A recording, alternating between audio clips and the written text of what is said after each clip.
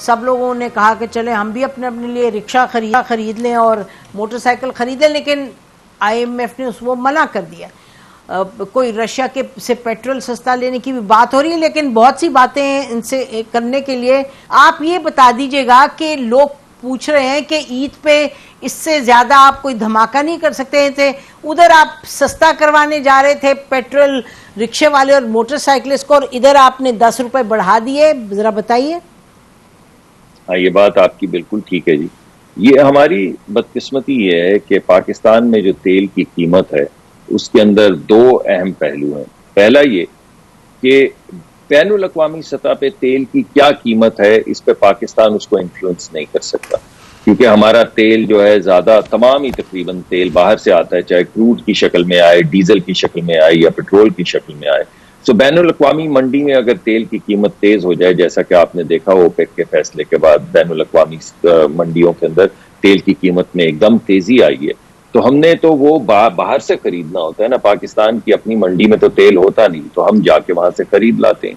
वो जिस भाव मिलता है उस भाव बेच देते हैं। दूसरी हमारी प्रॉब्लम क्या है कि खरीदते तो हम डॉलर में हैं, मगर यहाँ जब आप पेट्रोल पंप पे जाएं तो हम बेचते रुपयों में हैं, और रुपए इकट्ठे करके दोबारा से डॉलर खरीद के हम बैनुल अक़वामी मंडी में जाते हैं तेल खरीदने के लिए। तो अगर रुपए और डॉलर के दरमियान का जो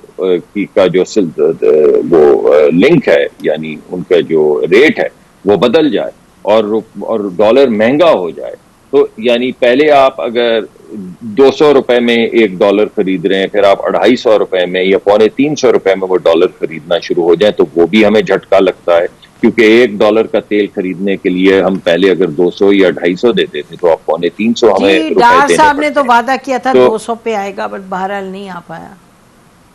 जी, मेरे ख्याल में कोशिशें तो तमाम लोग कर रहे हैं, जैसे जैसे स्टेबिलिटी आएगी। IMF का प्रोग्राम अभी आपने देखा है, सऊदी अरेबिया से भी जो हमें कमिटमेंट चाहिए थी वो मिल गई है, यूनाइटेड अरब एमिरेट से भी जी। अच्छा, मुसद्दिक मलिक साहब, लास्ट क्वेश्चन ये बताइएगा कि हम कोई उम्मीद ना रखें, चाहे रूस है चाहे और ममालिक हैं, हमें कहीं से अब उस कीमत में तेल नहीं मिलेगा कि लोगों की जिंदगी जरा थोड़ी कम अजीरन हो?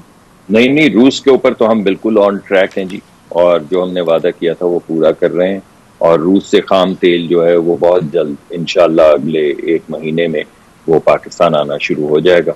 तो रूस वाला मामला तो बिल्कुल ऑन ट्रैक चल रहा है। जो सब्सिडी वाला मामला है, मैंने आपसे भी सुना है, मैंने कुछ दीगर खबरें अखबारात में भी पढ़ी हैं। अभी तक हमें किसी ने फॉर्मली नहीं कहा कि आप इस पे काम ना करें, तो हमारी टीम वो जो सस्ते पेट्रोल वाली स्कीम है उस पे काम कर रही है, लेकिन हम ये नहीं चाहते कि कोई मुल्क के लिए मुश्किलात पैदा हो। तो अगर कोई हमें इंस्ट्रक्शन मिलेगी तो हम जरूर वजारत से, मिनिस्ट्री ऑफ फाइनेंस से मिल बैठ के सर जोड़ के कोई इसको आगे बढ़ाएंगे इस तरीके से। तो क्या बनेगा? अच्छा मुसद्दिक मलिक साहब, क्या बनेगा? I mean the point is कि ये इतना बड़ा एक फैसला हो गया, और सच पूछिए तो हमें तो कोई बाहर ये सुनाई नहीं दिया कि कोई law officer of the court हो, ये लेके गए हो, उन्होंने कहा हो सर देखें माय लॉर्ड ये लिखा है इसके ऊपर, और आइटम 23 और 22 तो इजाजत ही नहीं देता, या कुछ ऐसा हुआ है?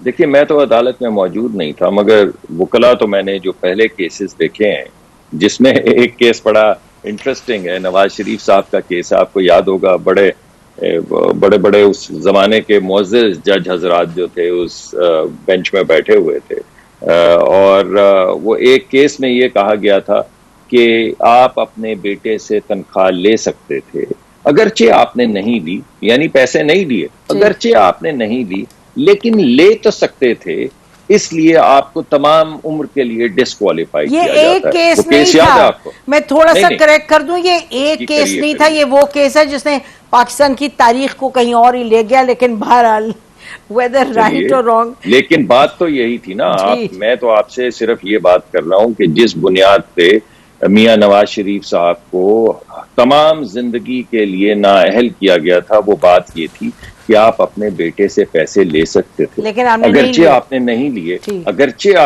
लिए, लेकिन ले सकते थे, इस वजह से आपको तमाम उम्र के लिए हमने नाअहल कर दिया। जी, जनरल बाजवा ने कहा है, आपको याद है कि जनरल बाजवा ने यह भी कहा कि अपने in one of his multiple interviews के मैंने फिर अकामा लेने के लिए एक सीनियर मिलिट्री ऑफिसर को भी भेजा, उनका अकामा वहां से लाने को यूएई को। लेकिन बहरहाल ये तो बात चलती जाएगी। नहीं, ये बात अहम है। मैं बात मुकम्मल अगर आप इजाजत दें तो फरमाइए। ये बात अहम इसलिए है कि अभी एक और फैसला किया गया है कि एक कानून जो पार्लियामान ने बनाया है, अभी कानून बना नहीं है, उसने कानून की शक्ल नहीं ली है। अभी 10 दिन बाकी हैं जिसमें वो कानून वापस जॉइंट सेशन में लाया जा सकता है, उसमें तरामीम की जा सकती हैं, उसे खत्म किया जा सकता है, उसकी हैयत बदली जा सकती है। अभी वो बना नहीं है। तो बिल्कुल जैसे एलिस इन वंडरलैंड में रेड क्वीन कहती है ऑफ विद द हेड, तो सारे दरबारी बेचारे परेशान हो जाते हैं और वो कहते हैं no your majesty, trial first then the verdict. तो रेड क्वीन कहती है कि no, the verdict first then the trial. तो एक कानून जो बना ही नहीं है, आपने उसको रोक दिया, यानी आपने पार्लियामान की वो तमाम ताकत उस कानून में इख्तरा करने की, तब्दीली करने की, जिसमें अभी 10 दिन बाकी थी, आपने वो तमाम ताकत सल्ब कर दी। आपने कहा कि कानून बना तो नहीं है, जिस तरह आपने कहा था कि नवाज शरीफ ने पैसे लिए तो नहीं है, लेकिन कानून बन सकता है। अच्छा मुसद्दिक मलिक साहब, हमारा टाइम खत्म हो रहा है। नहीं, सुन जी जल्दी, वेरी क्विक। ठीक है, तो बस यही हम कहें कि उम्मीद पर दुनिया कायम है। रूस से तेल भी आने की उम्मीद है और सब्सिडी भी कुछ रिक्शे वालों के लिए, मोटरसाइकिल के लिए उम्मीद है। बहरहाल आपका बहुत बहुत शुक्रिया मुसद्दिक मलिक साहब प्रोग्राम में आने का। नाज़रीन, ब्रेक लेते हैं, ब्रेक के बाद वापस आएंगे और फिर तज्जिया करेंगे उन सियासी मामलात पे जो आज कुछ ही देर पहले डेवलपमेंट्स हुए हैं, यानी कि डायलॉग के जो इनिशिएटिव जमात इस्लामी ने लिए। Stay with us.